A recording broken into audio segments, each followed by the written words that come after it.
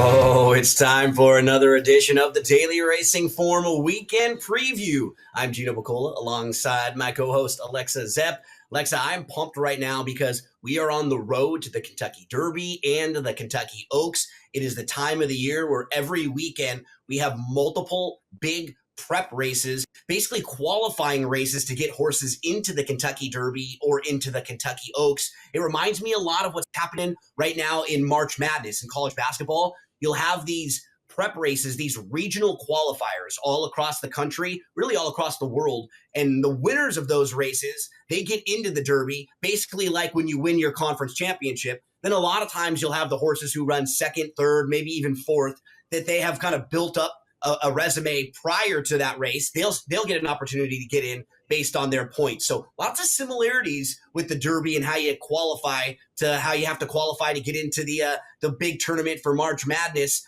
Are you ready to rock and roll and talk some Gulfstream Park? I'm totally ready. You know, we're 5.5 weeks away from the Derby, so this is kind of like, this is it. These are your last shots to get those points to get in. Each week at DRF, we have a Derby Watch segment that's led by David Aragona. You've actually seen him on these shows a couple times where they check in and they give you their odds on what the field might look like and what the odds could be if the race were run today or right now. This is a list that is recently updated, but Alexa, when we look at a list like this after this weekend, it's going to have quite a few changes because these are two big races with the Florida Derby and with the Arkansas Derby that are really big and impactful for the Kentucky Derby. Yeah, I mean, you get 100 points if you win. So, Yep. I mean, look at the leaderboard. It's going to absolutely shift things around, 50 points to second. So it's an exciting time. So you can always take a look and follow along with the Kentucky Derby with Derby Watch over on the DRF YouTube. Now let's dive into the Florida Derby for this week. This is going to be one of the bigger races. This goes on Saturday, March the 29th, and it goes as race number 14. There's a field of 10 lining up, Alexa. Let's meet this field here as we start out with the number 1, Neo Equus. This horse finished third in the Fountain of Youth. And the Fountain of Youth is one of the races that leads you into the Florida Derby. And what was impressive in that race, it was his first start going long. He showed us some speed. I kind of envision that's where they're going to try to have him again, forwardly placed and try to use that inside position. What do you think about Neo Equus and his chances in here? Yeah, I think it's really a distance question for him. You know, this race is a little bit longer, so and he led and got past at the end last time. So it's kind of a question if he can sustain the distance, but he is training well. For a trainer who excels on the dirt. So in this particular race, the points will be awarded to the top 5 finishers of the race, but you'll get 100 points if you win this thing. So you're basically in. If you finish second, you're almost locked in a spot. It's when you finish third or fourth. It'll kind of depend on if you've had prior points, and then things will start to get a little tricky if you'll earn a spot in the starting gate. We move to the number 2, Alexa, Cool Intentions. He ran in the Mucho Macho Man back in January, but he was kind of disappointing in that race, and we haven't seen him since. So he's a little bit of a wild card because this is a tough spot to come into a race when you just don't have the best recent form. Yeah, I don't even know if I feel like he's a wild card. I just don't have a lot of faith in him. You know, he's taking a big step up, and when they stepped him up to a little bit easier of a step up last time, you know, couldn't compete. So, and didn't have like a really good excuse that day. So I'm tossing him here. He looks overmatched. Yeah. Smoke 'em Boy, I kind of feel the same way on the 3. They gave him a shot against company kind of like this, but he was well defeated by Jimmy's Daily and Indecisiveness, and they're not even 2 of the real top contenders in this race. Yeah, I'm not big on Smoke 'em Boy either. I mean, it was claimed and moved to a currently 3% trainer, so that's not super positive marks for him. And I mean, he's improving, but just not enough at this level. So as we record this on Wednesday, the morning line odds for some of these races aren't out. But for this particular race, it feels like there's a top 4, Alexa, where I think 4 horses in here are kind of like in that top tier. They're probably going to take the most money. They're going to get bet the hardest. One of those horses is Disruptor, the number 4, because he comes off a really impressive win. He won by 9 lengths right at Gulfstream Park over the track. He goes out for really good connections too. Todd Pletcher, Irad Ortiz Jr., Rapoli Stable, who always seem to have 1 or 2 really good horses in each crop. So I felt like he's a pretty big player in here. This is my top pick in here. I really like Yep. Disruptor. They purchased this horse for $1,150,000 as a yearling. That's a lot for any horse, but especially as a yearling. He won recent race with like a really fast speed figure.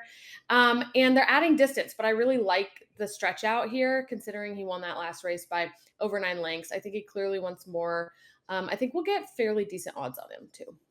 Next one up is indecisiveness. And he just, to me, feels like another that's in that grouping that's kind of below the top contenders. I just couldn't really make too much of a case for him in here. Could you? No, and this will be his fourth jockey in 5 starts, which also doesn't boast a ton of confidence. Like maybe It's a a great long point. shot underneath since he's improving, but definitely not to win in here. Jimmy's Dailies is the next one up. He actually beat Disruptor back on January the 16th, a few starts back, but I sort of feel like Jimmy's Daily kind of was the more experienced horse that day. And I think Disruptor has a higher ceiling and has the opportunity to just be a better horse as they go along. Do you give Jimmy's Daily a chance in here?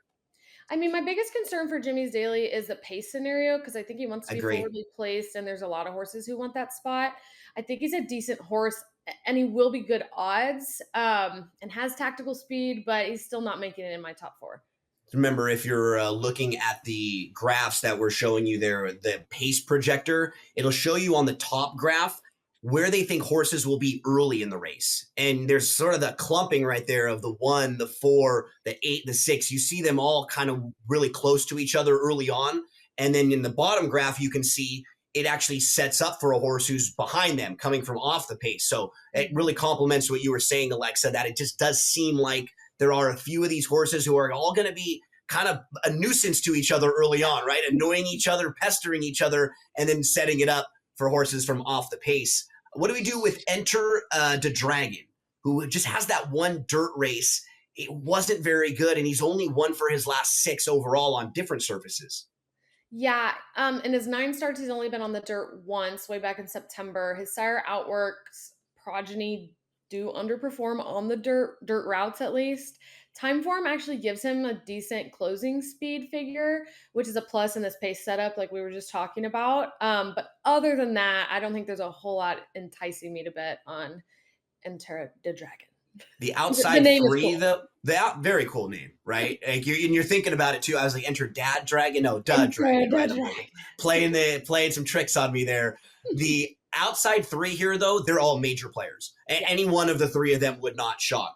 Matticat Road is trained by Bob Baffert. He just ran second in the Rebel at Oaklawn Park. So a really good Kentucky Derby prep race. He showed he's a player. He has good speed. I mean, it wouldn't really shock me to see him run well in here. I like others a little bit more, but he wouldn't be a surprise. Yeah, I like Matticat Road a lot as well. I think it's very likely that with all this pace in here, they might reserve him a little bit. Yeah. They're taking the blinkers off, which is an interesting equipment change. So I like that. I like that a lot for him in here. And sometimes when owners or trainers take the blinkers off, it's because they want their horse to relax a little bit more, just like you're Yeah. pointing out. So maybe they're hoping with the blinkers off, they can get him to settle off horses a little bit. I've been waiting for this guy to run back, Alexa Tappan Street. I'm a huge fan of his. His second start was a good effort. He just was a little bit wide. It was his first time going long, and he moved a bit early, but I think this is going to be a very good spot for him. I think he's just one of the horses to beat in here. I think so too. I know he's your top selection. He's my second selection in here. Um, you know, he's just coming into this race really refreshed and training so well and being a closer, he's got pace advantage. And we round out the field with Sovereignty, who has kind of put himself as one of the major players in this group. He won the Fountain of Youth, and that was just his first start of the year. So he seems like a horse, sky's the limit, and he could go into the Derby in really nice form. Absolutely. The only unfortunate thing, he's not getting his normal jockey who was injured. So that's a bit of a switch up, but he can win. I'm just not putting him on top from a value standpoint since this is a competitive race. We'll take a quick look at selections, but we'll spend more time talking about how we're going to wager on this race in segment number 3. When we return from this quick break, we're going to get into the Gulfstream Park Oaks, where the fillies take their chance to get qualified for the Kentucky Oaks. Don't go anywhere.